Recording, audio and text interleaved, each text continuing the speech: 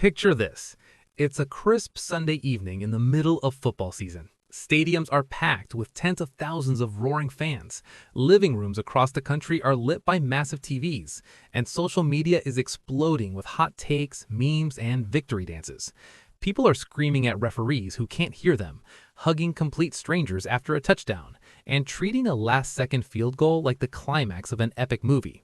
Meanwhile, a significant portion of the population, millions of people, couldn't care less.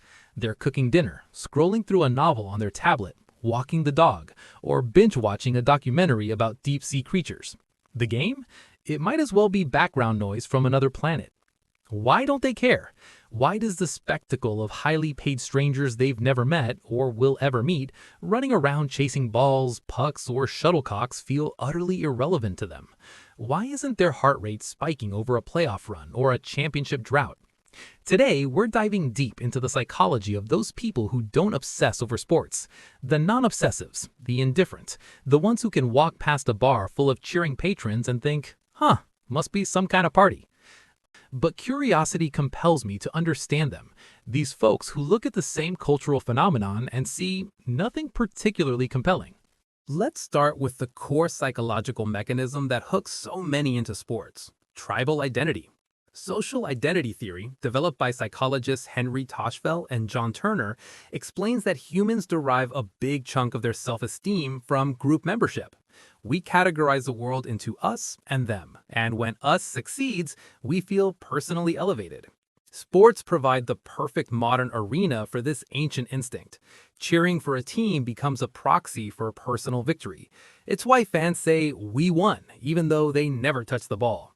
It's caveman brain in cleats. The tribe hunted the mammoth or scored the goal, so the whole group feels stronger, safer, prouder. For non-obsessives, though, that tribal signal barely registers. Research and observation suggest they often have lower tribal instincts or a more individualistic orientation. Their sense of self isn't as heavily anchored in large, anonymous groups. Instead, they draw belonging from smaller, more personal circles, close friends who share inside jokes, family traditions that don't involve scoreboards, niche hobbies like collecting rare vinyl records, gardening exotic plants, or mastering complex board games.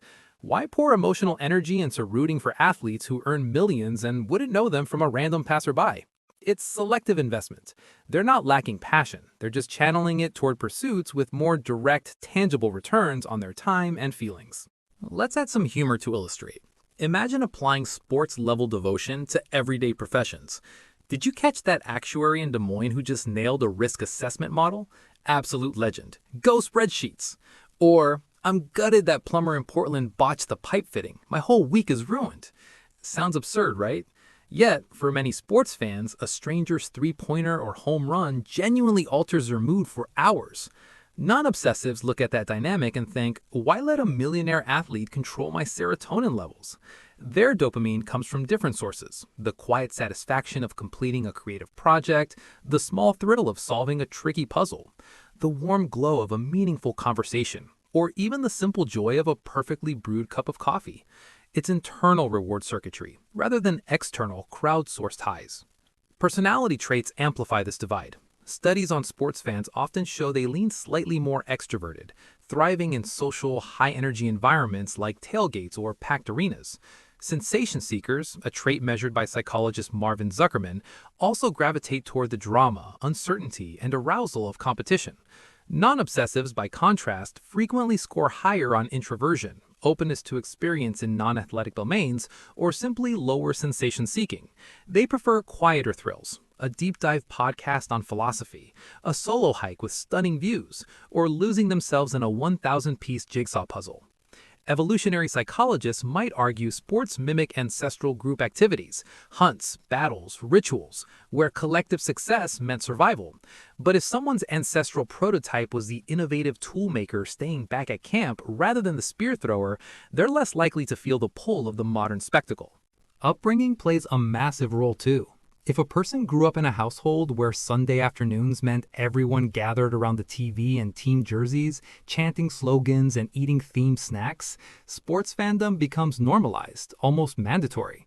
It's social glue, shared language, family bonding. But if childhood revolved around board game nights, library trips, backyard science experiments, or creative play without a competitive scoreboard, the ritual never takes root. No inherited loyalty, no, we've always been team name fans. When they encounter the sports world later, it feels alien, like stepping into a conversation where everyone speaks a dialect they never learned. They might nod politely, but the passion doesn't click. There are real upsides to this detachment. Non-obsessives reclaim enormous amounts of time.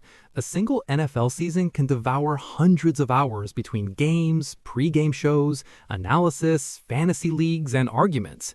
They use that bandwidth for personal growth, learning languages, building side projects, traveling spontaneously, or simply resting without guilt. Research links lower sports consumption to improved work-life balance and reduced stress from vicarious outcomes. No roller coaster mood swings based on a referee's call 500 miles away. Their self-esteem stays steadier because it's rooted internally, not in proxy performances. They're also less susceptible to the us versus them polarization that can bleed from sports rivalries into everyday attitudes. A 2022 study even suggested lower sports interests correlates with less binary thinking in other domains. Of course, there are trade-offs. They sometimes miss out on effortless community. Sports create instant bonds, strangers bonding over a comeback win, co-workers commiserating after a tough loss.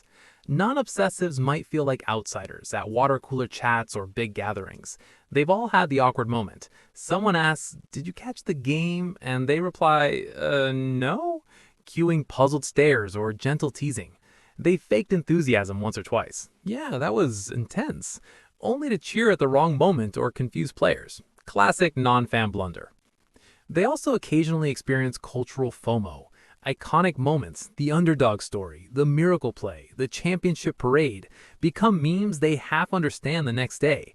But many report they'd rather invest in experiences that feel authentic to them than borrow excitement from someone else's narrative.